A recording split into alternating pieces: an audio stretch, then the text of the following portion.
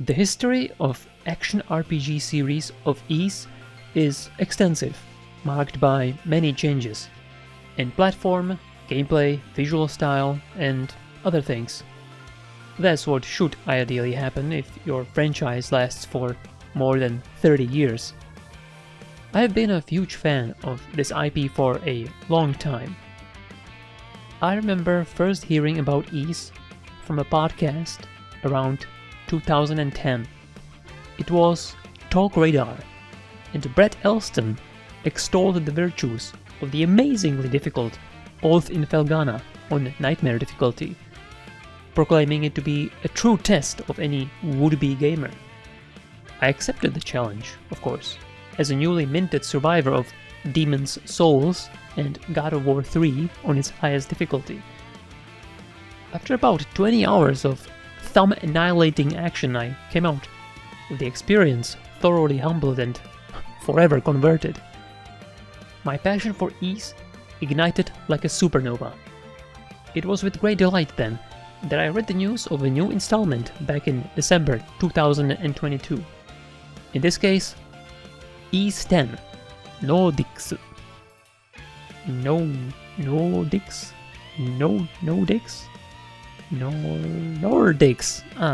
Yes. Nordics. I was glad to see that this next game is supposedly a departure from the Flash Party battle system that we have been enjoying, or vehemently opposing, depending on who you ask, for 4 games now. My expectations were thus higher than they were for Part 9 for this specific reason. Also, seeing Falcom evolve their graphics and presentation in their Trails series made me hopeful that similar evolution would be seen in Ys as well. One slight disappointment for me was the design of the 2 main characters. I felt they are a little too modern and don't quite fit the world of Ys the way I imagine it, personally. This did not end up being a problem though, because of the selectable outfits that you get. You can bet I found my favorites among these outfits. My other concern was the fact that Ys X inserts itself between 2 and 4. Hello. And that means a couple things. First off, Adol, the main recurring character of Ys, is at his youngest, and I personally am hoping to see more of adult and mature Adol. As the years go by and I myself age, it would be good to see him grow into a seasoned adventurer with grit and experience under his belt. You know, basically, I just want Adol to have facial hair at some point, maybe. You know, it's been 30 years. The other thing is that whatever happens in the story of this game will inevitably feel tacked on, because in all the other games, there has been absolutely no mention or allusion to this Obelia Golf adventure and anyone involved in it. I find this to be a major fault on Falcom's part, because while the story and plot has never been the reason to play the games in this franchise, the world building, the connected nature, and ever-expanding universe were. And Ys X does not leverage this enough, and in fact creates cases where characters or events that should be more important for Adol and his future are completely isolated and self-contained in Ys X. Perhaps they will build on these in newer installments, but we'll see about that. Exacerbating this ass-pull nature of the whole narrative, even if the overarching story is rather inconsequential, the personal drama and events are, or at least seem, very strong and meaningful. Also, one of my biggest issues with Ys X's narrative is the fact that how tacked on it feels is most exacerbated by the fact that Adol's relationship with Karja is extremely strong, and it seems like it should be very impactful on Adol's further adventures and him as a person. But since this game is completely new and tacked on, there has never been a single mention of Karja ever in the 30 years of Ys history, and that simply feels completely wrong to me. Perhaps they are simply starting to build her up now, and she will be more important from here on. but I still feel like it should have been a later game in the Ys timeline. Final point to add to the general shakiness of this game's premise, at least in my view, is the setting and the world map. I find it strange that the Nordics game, centered around Norman culture, who is in turn inspired by Vikings and Scandinavian mythology, takes place in what is geographically the equivalent of Bay of Biscay, if we look at the artbook world map. And thematically, according to the developers, it is the equivalent of Normandy, which is also not Scandinavia. My issue is with the geography. Looking at the islands and landmasses, I do not understand how does this fit into the suggested location on the game's map of Eresia. It would make a lot more sense if it was in the Baltic Sea, the other main character's name being Karja Balta even suggests it is inspired by this place. But you could just discard this as nitpicking and simply not worry about it and accept that Falcom wanted to have a game with a ship and cool environment while needing to be set between Esteria, the previous adventure, and Salsetta, the next adventure. I only raise these points because I have come to expect better from Falcom's writing and world building, and this seems like a strange, unnecessary step back. As far as the story and plot goes, I am not fully on board, if you will. The older games were more focused on the world building and the plot was quite basic, usually. This has been shifting towards character relationships with the newer games, with Ys 8 probably having the best balance of informing us about the lore and the world, and also having a large number of characters to care about. In Ys 10, the focus is shifted to the characters the most, I would say, even more so than Ys 9 was. And the world building, while present, is pretty secondary. As someone who isn't too fussed about stories in games, even I found it to be quite easy to get invested and interested in the plight of my crewmates and their backgrounds. Technically, they are simply NPC vendors in your mobile hub, the ship Sandras, but having the context for their reasons to help out and what their strengths and weaknesses are is welcome and makes the adventure more memorable. The opening chapter is easily one of the craziest in the franchise. Karja, our better half, is shown as ruthless enforcer of the rules of the sea, executing the captain of your ship who tried to subvert said rules, followed with the set piece that destroys the village you have just entered while invoking memories of Nemesis from Resident Evil, snowboarding on a plank of wood as a means of escape, followed by naval battle where the father of Karja smokes a pipe and turns berserk, wrecking the demonic crew by himself. After that, it's your job to find all the kidnapped and demonically transformed villagers to set things right, and uncover the mystery of said monster invasion. There are some events and plot points that I personally found to be rather dubious or silly or convoluted, but only after I thought about them for a bit.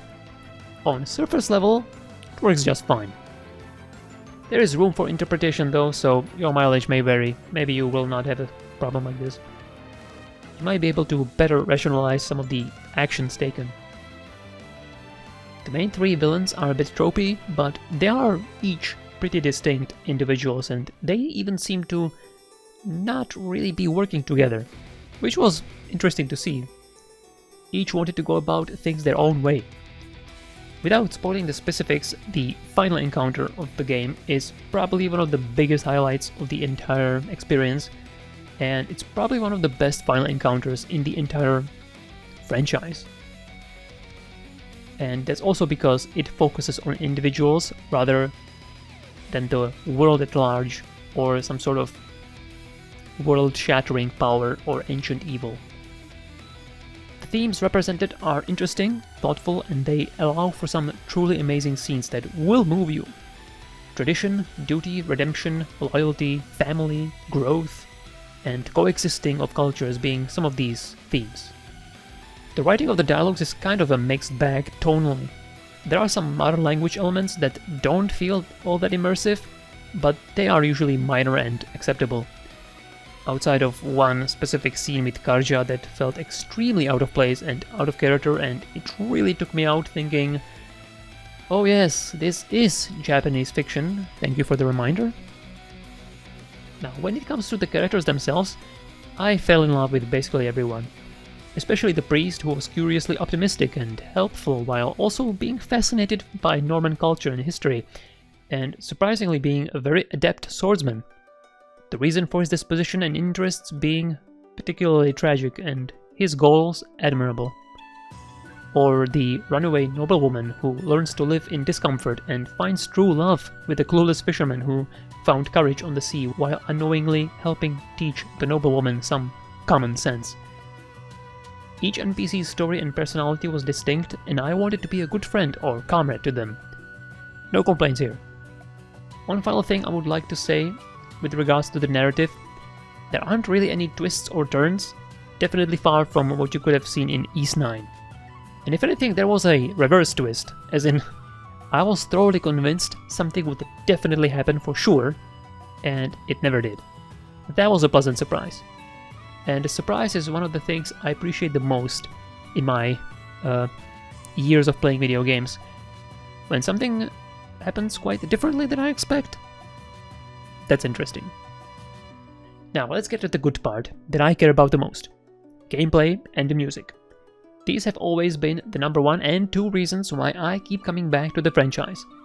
New game, replaying old game, doesn't matter. My life always needs more Ys. But before I can really talk about Ys 10, I have to talk about the previous combat system we've had for the last 4 games. I'm not gonna get into what was before that, because that is such an ancient and closed chapter that I don't think it's all that relevant these days.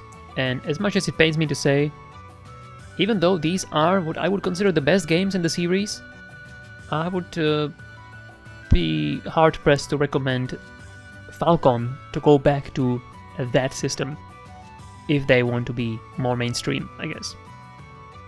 Anyway, to make things clear, I will refer to the last battle system as Flash Party, as those are the 2 main differences and core features that inform the entirety of the gameplay loop. Flash. Flash refers to the video gamingly named just actions that you might have heard elsewhere, like just frame, just guard, just dodge, etc. In other words, pressing your block or dodge at a precise moment to trigger a special ability. In this case, Flash Guard, which is basically a parry, giving you a window of invulnerability and guaranteed critical hits within this window, and Flash Move, which is a well-timed dodge, giving you a larger window of invulnerability and slowing down time. You can stack these 2 mechanics to gain a large window of immunity with guaranteed crits. As you can imagine, these moves are extremely overpowered and they work on virtually any and all attacks, which makes the combat pace completely one-dimensional, resulting in bosses being less memorable, while at the same time lethally punishing the slightest mistake on higher difficulties. If the player has such imposing tools at their disposal, the mistakes and errors must be heavily punished. This system is flawed, but it works relatively well in delivering exciting battles that provide strong emphasis on risk versus reward. The problem, as I always saw it, was the lack of decision making, as either tool works and it's simply a matter of learning the timing, which is not all that demanding, especially compared to more recent parry-heavy, or if you want, timing-based action games like Sekiro, Wolong, or Stellar Blade. My personal pet peeve with the system that happens far too often is a situation where I time my flash action properly, but the boss seemingly intentionally missed me with the primary attack, and the following shockwave kills me during my whiffed recovery. Shockwaves is a whole another topic that I will have to revisit at some point. Very frustrating to say the least. So to summarize, your defensive options are incredibly powerful and reduce the gameplay to one playstyle that is optimal against everything. Flawed, but still very enjoyable to play. Party. In the old games, you always had one character and that was it. E7 brought about a whole party of selectable characters. You can switch between up to 3 active characters. This means several things. Number 1, you now effectively have 3 lives minimum, which is already a huge departure from the old games where healing was limited and reviving almost out of the question. Number 2. Each character had a different weapon affinity, which was important for enemy weaknesses. Different characters were effective against different enemies. It worked just fine, but I understand that some could feel forced to play specific characters. Number 3. Each character has their own set of active skills that completionists will want to master by repeatedly using them and unlocking new skills. All these things provide a good amount of variety in the otherwise stale combat, always discovering new skills, meeting new characters, but also finding gear for all of them and upgrading makes exploring the world feel rewarding, and it also allows the game to be able to reward you with things in the first place. The change to this flash party system is 100% Falcom trying to appeal to wider audiences by leaning more into the JRPG genre. Before it was more of simple action game with very slight RPG elements. While I personally prefer the older game's style and vibe, this system has its own merits and it has been a net positive in my estimation. With that being said, after 4 games in this style, it really was high time to change things up. Ys X's system could be called the duo system. This time around we only get 2 characters to switch between. This already set a bunch of expectations on my part, and to my dismay not many of them were met. The most surprising part to me was the lack of weapon models. We have scaled back to 2 characters and their weapons visually change only with the ultimate final weapon. This feels extremely lackluster since the previous games had 6 or more party members with several different weapon models each as you journey through their respective games. Worst of all, I couldn't really identify where this effort went instead. The graphics improved, but not by a whole lot. It is still quite recognizably low-budget Falcom production. The playable zones are pretty small and segmented thanks to the marine setting, and the only thing that stood out were the various special finisher animations and boss cutscenes. But those are only impressive in terms of what I'm used to from Falcom. If I were to compare these to other games that released this year, it is almost quaint. That is why I'm reluctant to make such comparisons. Ys has always been quite niche and low-budget production. Where the game's make up for is its charm, world building, smoothness of gameplay, the banging music, the vibes, all that. The dual system is a bit of a dud in my opinion, but it is a step in the right direction. Let's take a look at it. So you can control your character individually or hold down a button to control both at the same time. You'll still have one attack button with active skills. Once again, you can use skills solo or in duo mode for more powerful duo skills. Chaining different skills in sequence builds a skill chain. The higher the skill chain, the lower the SP cost for subsequent skills. The devastating duo skills are further enhanced by Revenge Gauge. This gauge is filled by blocking attacks. Timing the block perfectly charges the gauge more. Besides blocking, you can also dodge attacks. This structure is made whole by 2 different special attacks enemies can make. A red undodgeable attack that must be blocked, and a blue unblockable attack that must be dashed or dodged, but in my experience this was far more consistent with dashing into the attack as opposed to the dodge, which is one of the problems that I've come to identify. Skill points required to use these skills regenerate naturally by normal attacking and as you perform defensive moves well. So the pace of the battle is thus: attack with normal attacks and skills to build up a skill chain and maintain aggression. As enemies attack, weave in your defensive moves to build up your revenge gauge and restore SP. Continue the aggression until revenge gauge is filled enough and cash it out with a powerful duo skill at low SP cost thanks to the skill chain, which will also deplete the revenge gauge, setting the loop from start. On paper, this sounds pretty good in my opinion, as the biggest problem of the flash party system is tackled directly. No more do you have a catch-all tool for any and all situations. Now it actually is a question of decision making and selecting proper tool for incoming attacks. However, in practice, it falls flat, and in one case, literally. We'll get back to that. Initially, I was quite excited at the prospect. The first half of the game was setting these building blocks, and at one point I thought to myself, nice. Now we can start playing with the ideas. Wonder how they're gonna do that. With regular enemies, it's really not that much of a thought, just like before. Although there are times when you get caught in a legit Guilty Gear unblockable setup where blue and red attack perfectly overlaps and you simply cannot defend. Doesn't happen too often, but it's possible. With bosses of the second half, the ideas are all decent, but in practice they are far too janky to be satisfying, and the amount of stuff on screen gives me Consort Radahn PTSD, and that is by no means a compliment. If you know, you know. Remember how I talked about the primary attack missing me and the shockwave killing me? This does not happen anymore, but in exchange, the whole game feels just a little off.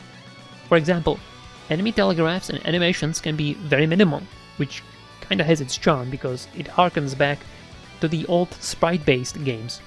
But I believe there is a reason why we went to 3D, and that was to give things more motion.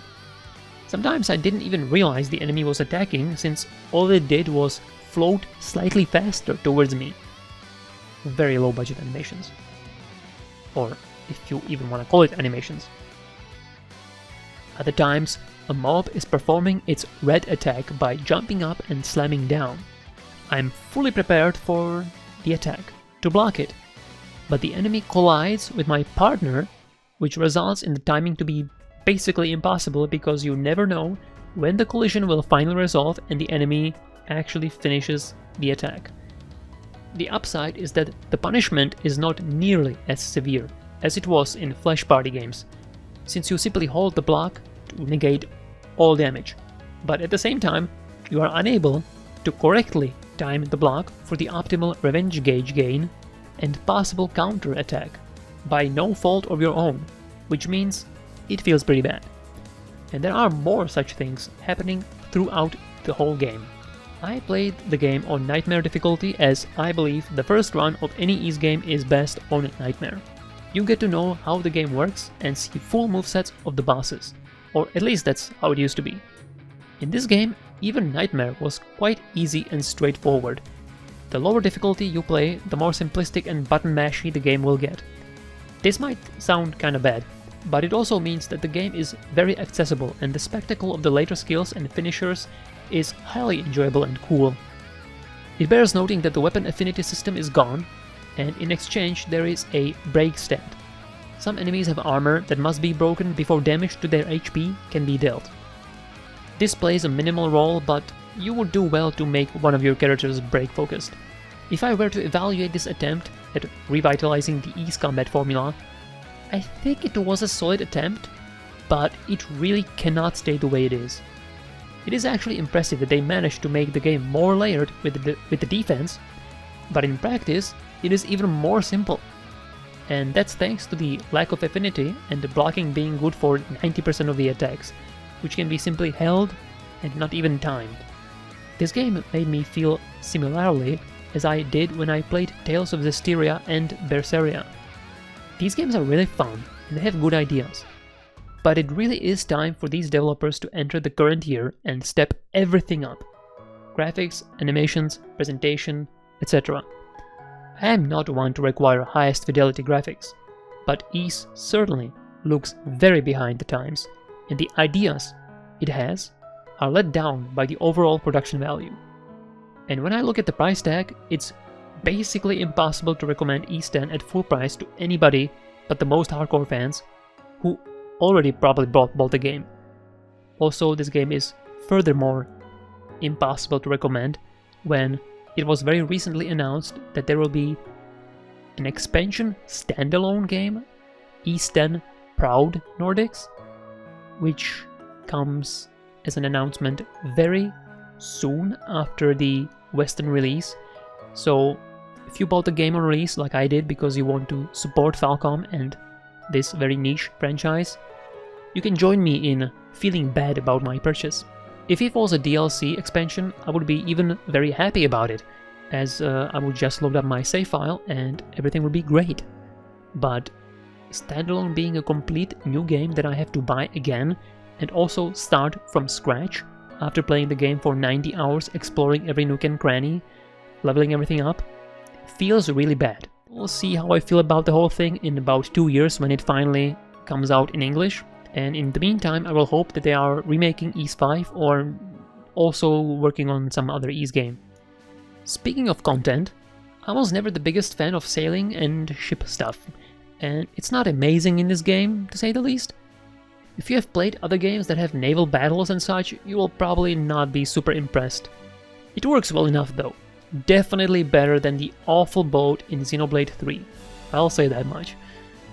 Exploring the seas and visiting islands feels great though.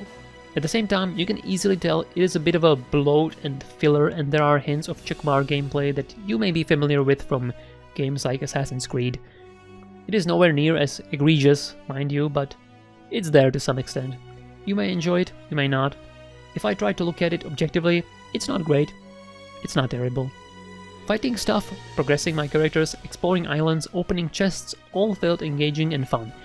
Getting to know all the crew members and various villagers, and of course the villains, was all good fun. Right from the get-go, I felt right at home. I have outlined many shortcomings, but the game itself is more than just the sum of its parts, and the classic falcom charm is intact and in full effect. The latter half bosses are exhilarating and at times cinematic. Music always keeps up the tempo with incredible tunes as usual.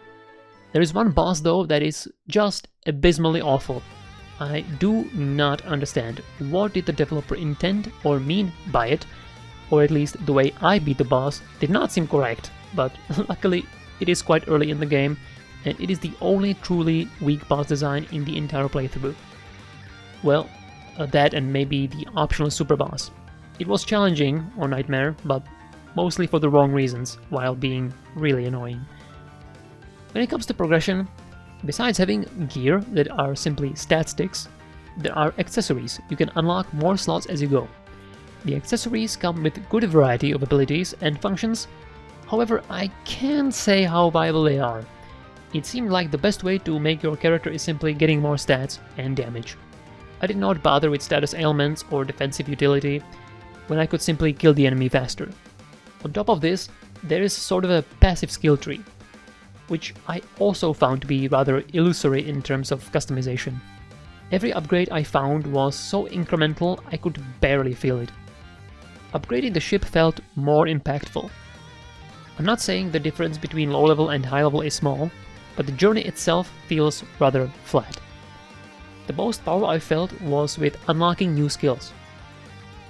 For those unfamiliar with the series, this is also somewhat of a departure, because in the older games every point mattered. Every level up, every weapon upgrade yielded solid difference in damage output and survivability. So in essence, we have more ways to progress, but that also means more granular and less tangible results. There are some systems in the game which are analogous to systems present in 8 and 9. Capturing sea bases is similar to raids and Grimwald Nox. You can board enemy ships, prepare meals on the go for regen and buffs in exploration, or prepare meals for the ship crew for buffs on the sea. There is also, of course, fishing, which I personally appreciate very much, because every good RPG adjacent game ought to have fishing in it. I'm not the only one who says that. I don't make the rules, I just follow them. I want to also mention the PC port that I played. I could not be happier about the people who helmed this effort. You may remember the legendary Durante, who provided us with the DS Fix back in 2012, that made the bare-bones PC port of Dark Souls 1 something worth purchasing and installing. Durante is responsible for this PC port, and it is truly a wonder, just like Ys 9 was. Thorough options menu for gameplay, graphics and keybinds, selectable icons for controller of choice and more. The game is smooth, loads fast, and offers more graphical features than the console counterparts. It's not much, mind you, but it's there, you know. I did not detect any stuttering that is so common in modern PC games, or at least those that run on Unreal Engine. I don't know what engine this game is using, but if it's Unreal, which I don't think it is smooth and there is no stutter, as far as I can say. And I did not have single crash in my thorough 80-hour playthrough. There are some other small features that I thought were great. For example, showing the music track name that plays. Adol's Cleria armor actually reflects the world around him. clear indicators for NPCs having new lines of dialogue or something important to say. Which is a big deal, because in Falcom games, NPCs in the entire world, not just your supporting characters, always have something new to say after basically every slightly important plot event. So it's always nice to go back and talk to them, see what they have to say, how they react, especially with your crewmates here in this game specifically. I had a wonderful time with the game, and yet I feel strongly that I must implore Falcom to wake up. This is the last time I will let it slide. I love Ys very much, and I yearn to see it grow and blossom into something even better. I want to see Ys grow as Trails do. Ys X made me want to replay so many of the older games. I'm not sure if I will ever replay Ys X, and that for me is a first. Every time I finish an Ys game, I think to myself, man, that was good. I will definitely play this again at some point. And it seems like I might do that, but it's gonna be the Proud Edition. I would not rank Ys X very highly within its own franchise, but it is by no means a bad video game. I hope Falcom can find their new footing either by revamping this duo system or making another valiant, fresh attempt. Regardless, I will be looking forward to whatever is next for our red-haired swordsman. What is the bottom line then? Ys X is a joyful journey of two young people discovering their place in the world and forging an unbreakable bond. Battling creatures on land or destroying ships at the sea, this is a worthwhile adventure in Adol's career. But time moves on, and Ys needs to move with them. If I'm supposed to be able to recommend a new game, more significant changes need to be made. And a final message: if you are looking to enter the world of Ys, I would highly recommend starting with Ys Origin, which is available on Steam and other platforms, or Ys 1 and 2. They come together as a combo. These games are best played one after the other, as in Ys Origin and then 1 and 2, or 1 and 2 and then Origin. These are the best first contact with the franchise, in my opinion. After that, you can kinda play whichever looks the coolest to you. The chronology is not sequential, but I would suggest order of release is the best. Thank you for watching. May your next adventure be one to remember.